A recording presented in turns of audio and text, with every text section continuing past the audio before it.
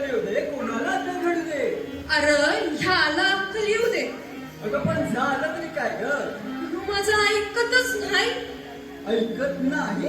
भय ऐकत नाही. अगं पण काय ऐकत नाही ग?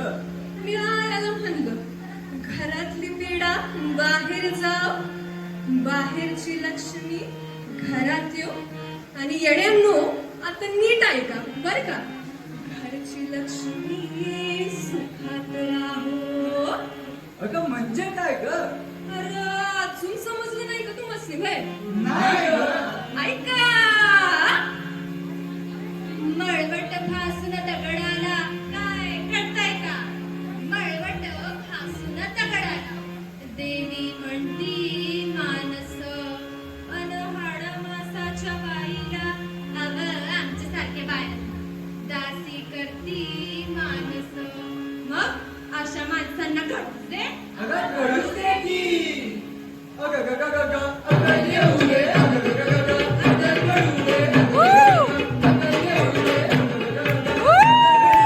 अहो काय झालं? अहो काय झालं?